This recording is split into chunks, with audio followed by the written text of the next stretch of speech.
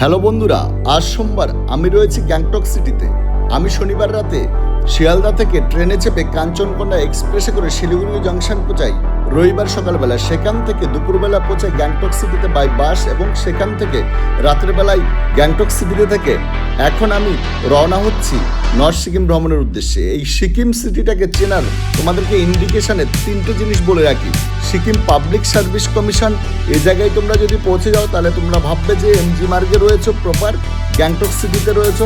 এছাড়াও রয়েছে দেখো ডিস্ট্রিক্ট কন্ট্রোল রুম, এই জায়গায়ও যদি তোমরা পৌঁছাও তাহলে ভাববে যে তোমরা প্রপার এমজি মার্গে রয়েছে এবং গ্যাংটক সিটিতে রয়েছে। এছাড়াও রয়েছে সবচেয়ে যেটা গুরুত্বপূর্ণ ইন্ডিকেশন, সেটা হলো এই মহাত্মা গান্ধীর স্ট্যাচু। দেখো এই স্ট্যাচুটার সামনে গেলেই একদম প্রপার জায়গায় তোমরা রয়েছে। এখন আমরা চলে যাব, আমাদের গাড়ি আমাদেরকে নিয়ে চলে যাবে নর্থ সিকিম ভ্রমণের উদ্দেশ্যে। দেখো দুপাশে পাহাড়ি দৃশ্য দেখতে দেখতে, তার অপরূপ সৌন্দর্য উপভোগ করতে করতে আমরা এখন এগিয়ে যাব সেভেন সিস্টার্স ওয়াটারফলসের কাছে। চলো, সামনেই তোমরা দেখতে পাবে সেভেন সিস্টার্স ওয়াটারফলস।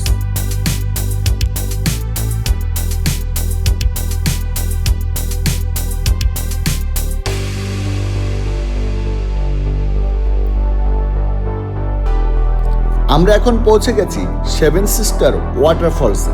দেখো সেভেন সিস্টার্স ওয়াটারফলস কত উপর থেকে তার জল পড়ছে, বরফ গোলা জল। দেখো কত টুরিস্ট রয়েছে সেখানে এই ঝর্ণাকে উপভোগ করার জন্য।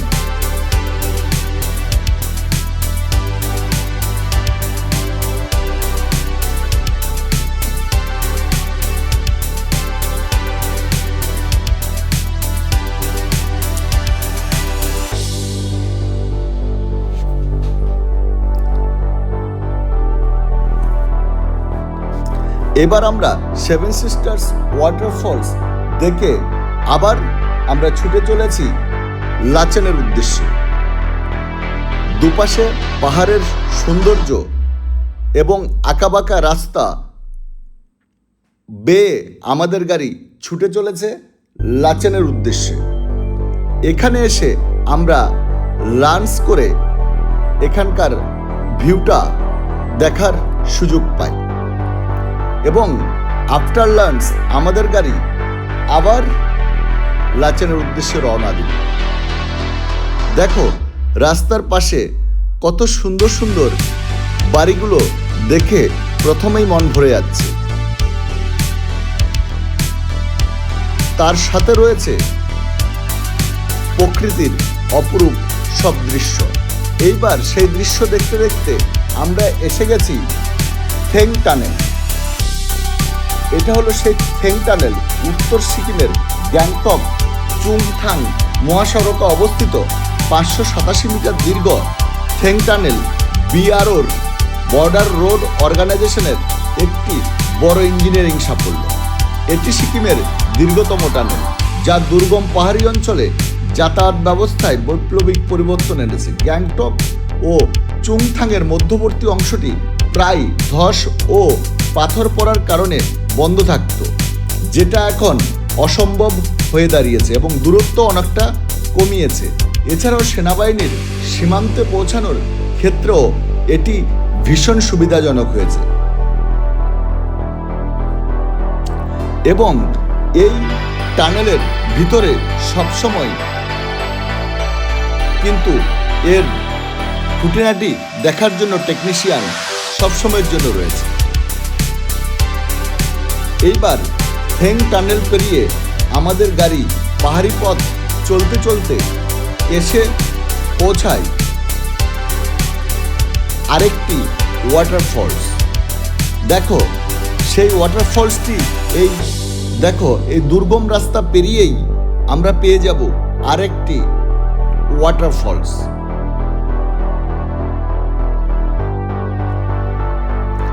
সেই ওয়াটারফলসটির নাম হলো চু ফুংপু ওয়াটারফলস। আমরা অলরেডি এসে গেছি চু ফুংপু ওয়াটারফলসে। দেখো কত উপর থেকে এই ওয়াটারফলসের জলধারা নেমে আসছে।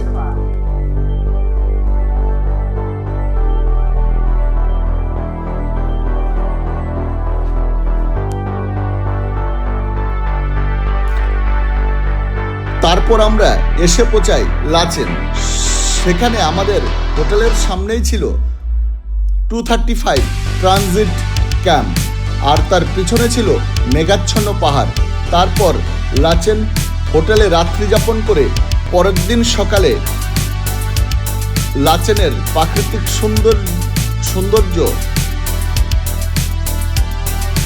সৌন্দর্যে দিন শুরু করে কালাপাথর ও গুরুদম্বার লেকের উদ্দেশ্যে রওনা করি।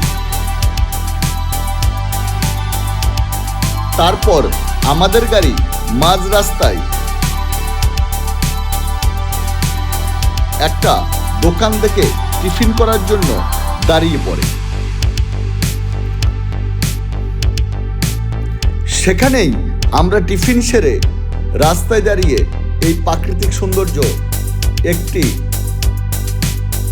ভিডিওগ্রাফি করে নিই এবং টিফিনে রুটি জেলি খেয়ে পাশের ভিউ পয়েন্ট দেখে রওনা করি কালাপাথরের উদ্দেশ্যে। একটা কথা বলে রাখি, নর্থ সিকিমের গ্যাংটক থেকে যে প্যাকেজ ট্যুর করানো হয় সেখানে কিন্তু কালাপাথর কিন্তু পারমিটের মধ্যে ইনক্লুডেড থাকে না, সেটা ড্রাইভারকে দিয়ে আলাদা করে পারমিট করিয়ে নিতে হয়, তার জন্য ড্রাইভার এক্সট্রা চার্জ নিয়ে থাকে।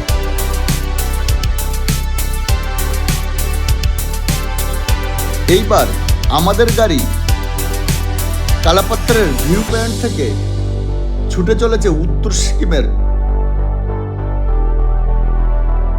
কালাপাথরের আসল সৌন্দর্যের দিকে। এটি একটি অফবিট এবং অসাধারণ সুন্দর বরফে আবৃত গন্তব্য, যা লাচেন থেকে গুরুদম্বার লেক যাওয়ার পথে অবস্থিত। প্রায় 14,850 ফুট উচ্চতায় অবস্থিত এই স্থানটি যারা সারা বছর বরফে ঢাকা থাকে এবং এর চারপাশে পাথুরে পাহাড় ও বরফের সৌন্দর্য ভ্রমণ পিপাসুদের মনোমুগ্ধ করে, যেটা অবশ্যই আপনারা ভিডিওটিতে দেখতে পাচ্ছেন। এটা হলো কালাপাথরের মেন ভিউ পয়েন্ট, যার উপরে আমি এখন বরফ নিয়ে খেলছি এবং আমি বরফ নিয়ে খেলতে খেলতে অনেকটা উপরেই উঠে গেছি, যেখানে আমি ছাড়া আপাতত আর কেউই নেই। তারপর সেখানে বরফ নিয়ে খুব মজা করলাম। যদিও নর্থ সিকিমের অভিজ্ঞতা এই নিয়ে আমার 5 বারের, তাই ভালো লাগে বলে চেষ্টা করি প্রতি বছরই একবার করে যাওয়ার।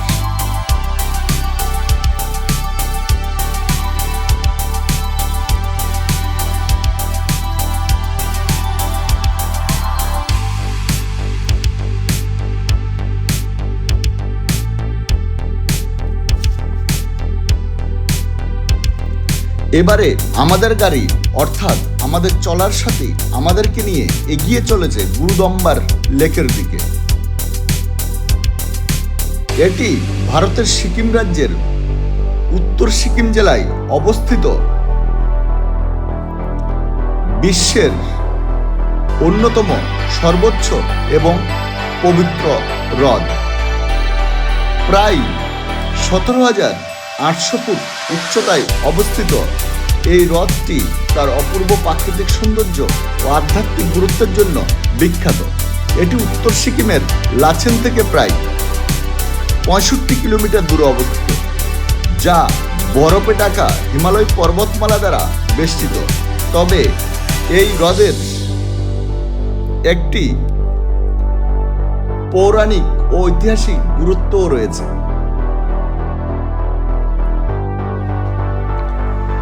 বৌদ্ধ ধর্মাবলম্বীদের জন্য এই হ্রদটি অত্যন্ত পবিত্র। কথিত আছে 8ম শতাব্দীতে তিব্বত যাওয়ার পথে গুরু রিনপোছে বা গুরু পদ্মসম্ভব এই স্থানটি পরিদর্শন করেন।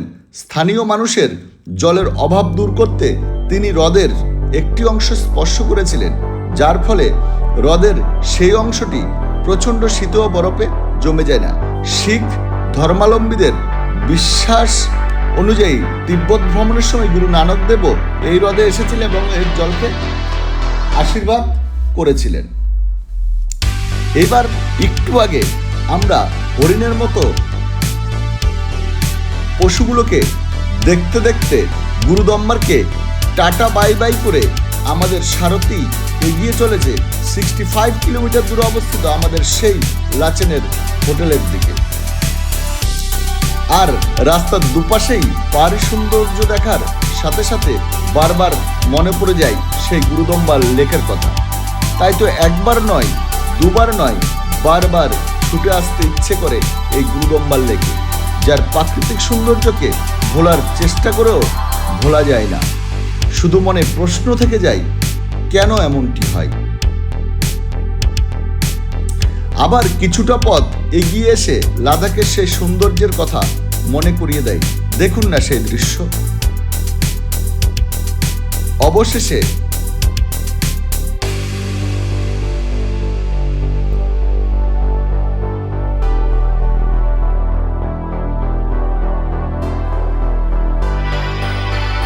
অবশেষে আমরা এসে পৌঁছালাম আমাদের সেই হোটেলে। লাচেনের হোটেলে দুপুরের খাওয়া দাওয়া সেরে আমাদের গাড়ি এবার রওনা দিল লাচুংয়ের উদ্দেশ্যে। প্রায় 50 কিমি পার্বত্য রাস্তা অতিক্রম করে আমরা অবশেষে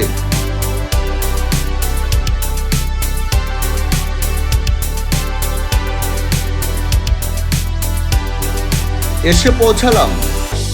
প্রায় 50 কিমি পার্বত্য রাস্তা অতিক্রম করে আমরা অবশেষে এসে পৌঁছালাম লাচুংয়ের হোটেলে। লাচুং হোটেলে এসে তার রুম ও ভিউ দেখে এতটাই ভালো লাগলো যে ভাষায় প্রকাশ করার মতো নয়। আমার সাথে ঘুরতে আসা দুই ভাই তো এসেই ব্ল্যাঙ্কেট মুড়ি দিয়ে ঘুমিয়েই পড়েছে। অবশ্য সারাদিনের জার্নির পর এটাই হওয়ার কথা। রুমের জানালার পাশে গিয়ে দেখি বরফাবৃত পাহাড়ের চূড়া ও পাশেই একটি বৌদ্ধ মন্দির।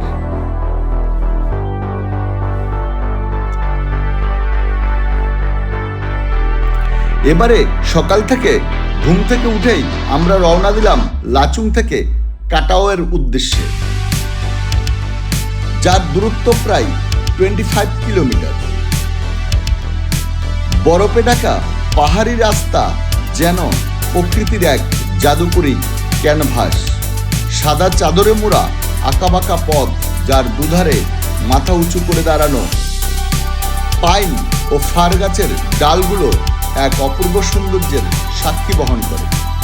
হিমেল বাতাসের শব্দ আর মেঘেদের লুকোচুরি এই রুক্ষ অথচ মোহময় পরিবেশকে আরো জীবন্ত করে তোলে। পাহাড়ি রাস্তাগুলো সাপের মতো এঁকে বেঁকে উপরের দিকে উঠে যায়। প্রতিটি বাঁক নেওয়ার সময় চোখের সামনে উন্মোচিত হয় এক নতুন দৃশ্যপট। এবার আমরা এসে পৌঁছালাম প্রায় 15,000 ফুট উচ্চতায় মাউন্ট কাটাওতে। দেখুন তার অপূর্ব সৌন্দর্য। মাউন্ট কাটাও তার অপরূপ সৌন্দর্য ও বরফের চাদরে ঢাকা রূপের জন্য একে প্রায় সিকিমের সুইজারল্যান্ড বলা হয়। এটি সম্পূর্ণ সামরিক নিয়ন্ত্রিত একটি এলাকা এবং ভারত চীন সীমান্তের খুব কাছাকাছি অবস্থিত।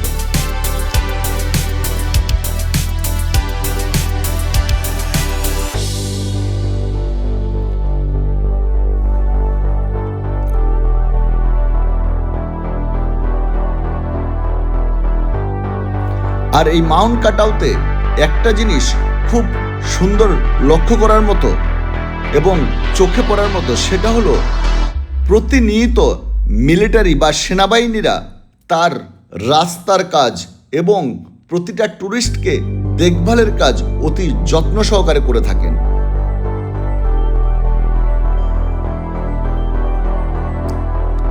আমি তো মাউন্ট কাটাতে গিয়ে তার সৌন্দর্য দেখে একদম মনোমুগ্ধ হয়ে পড়েছি। এত সুন্দর প্রাকৃতিক দৃশ্য, এত সুন্দর প্রকৃতির সাজানো স্বর্গ আর মনে হয় কোনোদিনই দেখিনি। এর আগে 4 বার গেলেও কিন্তু কাটাওতে যাওয়ার সুযোগ আমার হয়নি। এইবার কাটাও দেখার পর মনে হলো ওই 4 বার কাটাওটা না দেখে খুবই মিস করেছি।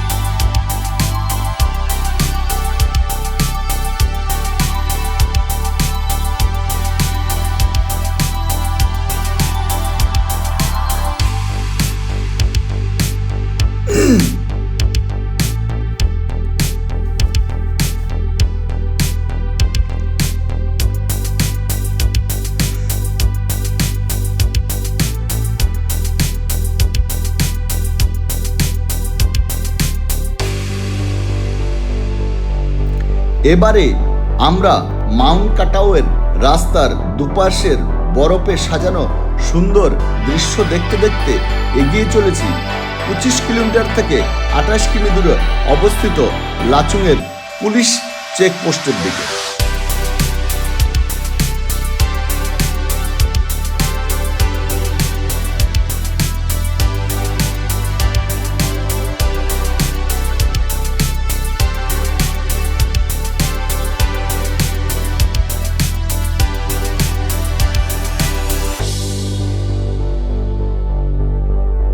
আর রাস্তার দুপাশে থাকা পাইন গাছের অপরূপ সৌন্দর্য দেখে মনটা ভরে যাচ্ছে। আমাদের গাড়ি নিচে নামতে নামতে পাইন ও রডোডেন্ড্রনের ঘন বনভূমি ছাড়িয়ে দ্রুত গতিতে এগিয়ে চলেছে পরবর্তী গন্তব্যের উদ্দেশ্যে। পাহাড়ি আঁকাবাঁকা রাস্তার এই রোমাঞ্চকর দৃশ্য দেখার শেষে মনের মধ্যে বাসা বাঁধে ফিরে না আসার কল্পনা। অবশেষে আমরা এসে পৌঁছালাম লাচুং পুলিশ চেকপোস্ট, যেখানে পারমিট শো করে আমরা পৌঁছে যাই প্রায় 25 কিলোমিটার দূরে অবস্থিত আরও একটি সুন্দর জায়গা ইয়ামথাম ভ্যালিতে, যার উচ্চতা সমুদ্রপৃষ্ঠ থেকে প্রায় 12,000 ফুট। এর অপরূপ সৌন্দর্যের জন্য একে ভ্যালি অফ ফ্লাওয়ার্স বলা হয়। এরপর আমাদের গাড়ি ছুটে চলে প্রায় 25 কিলোমিটার দূরে 15,300 ফুট উচ্চতায় অবস্থিত জিরো পয়েন্টের দিকে। এখানে পর্যটকরা প্রায় সারা বছরই বরফে ঢাকা পাহাড় ও হিমবাহের সৌন্দর্য উপভোগ করতে পারে। এবারে আসি জিরো পয়েন্টের নামকরণ নিয়ে। এই রাস্তাটি যেখানে শেষ হয় সেখান থেকে চীন সীমান্ত বা তিব্বত শুরু হয়, তাই এটি ভারতের শেষ বিন্দু হওয়ায় এটিকে জিরো পয়েন্ট বলা হয়। এখানে সাধারণ মানুষের যাত্রা শেষ হয় এবং এটি ভারতের শেষ পয়েন্ট। জিরো পয়েন্ট ভ্রমণের জন্য প্রোটেক্টেড এরিয়া পারমিট বা পেপ বাধ্যতামূলক। গ্রীষ্মকালেও এখানকার তাপমাত্রা 0 ডিগ্রি সেন্টিগ্রেড থেকে 10 ডিগ্রি সেন্টিগ্রেডের মধ্যে থাকে।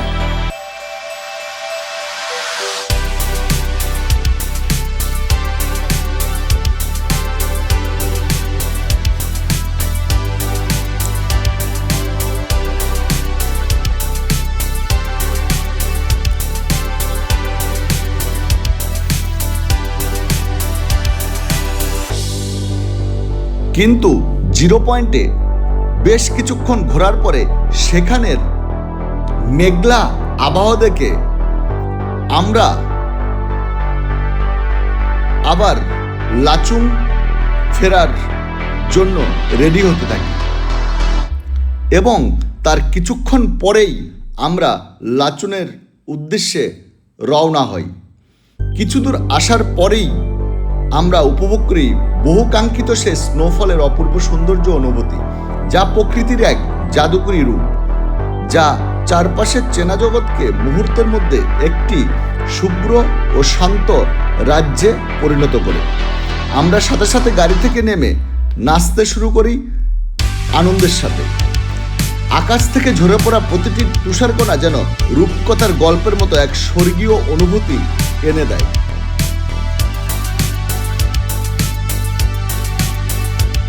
দেখুন না সেই দৃশ্য, বয়সের কোনো টানাপোড়েন নেই। ছোট, মাঝামাঝি বয়স্ক আমাদের ড্রাইভার এবং দেখো এই আরপিএফ কাকু খুব সুন্দরভাবে ড্যান্স করলো। এরা সবাই আমাদের শেয়ারিং কারের পার্টনার ছিল। তারপর হৃদয়ের শেষ পর্যায়ে ভ্রমণের পরমানন্দের স্মৃতি মাথায় নিয়ে আমরা আবারও ইয়ামথাম ভ্যালির চলন্ত দৃশ্য দেখতে দেখতে এসে পৌঁছাই লাচুংয়ের হোটেলে। পরের দিন সকালে ব্রেকফাস্ট সেরে আমরা রওনা দিই গ্যাংটকের উদ্দেশ্যে এবং পথেই দেখতে পাই অমিতাভ বচ্চন ওয়াটারফলস, যার আসল নাম ভীমনালা বা ভিউমা জলপ্রপাত। বলিউড সুপারস্টার বচ্চনের উচ্চতা ও ব্যক্তিত্বের সাথে মিল রেখে স্থানীয় মানুষ ও গাইডরা ভালোবেসে এর নাম দিয়েছেন অমিতাভ বচ্চন ওয়াটারফল। তারপর আমরা পৌঁছে যাই তাশি ভিউ পয়েন্টে। এটি আমাদের গ্যাংটক থেকে নর্থ সিকিমের শেষ ভ্রমণস্থল। এটি গ্যাংটক শহর থেকে প্রায় 8 কিমি দূরে অবস্থিত। এখান থেকে তুষারাবৃত বা প্রকৃতিময়ী কাঞ্চনজঙ্ঘা পর্বতশ্রেণীর সুস্পষ্ট ও প্যানোরামিক দৃশ্য দেখা যায়। আর এই শেষ ভ্রমণস্থল দেখে আমরা পৌঁছে যাই গ্যাংটক বাস স্ট্যান্ডে এবং সেখান থেকে বাস ধরে পৌঁছে যাই শিলিগুড়ি জাংশন রেলওয়ে স্টেশন। এইবার আপনারা দেখতে থাকুন টোটাল আমাদের এই বাজেটের ট্যুরটা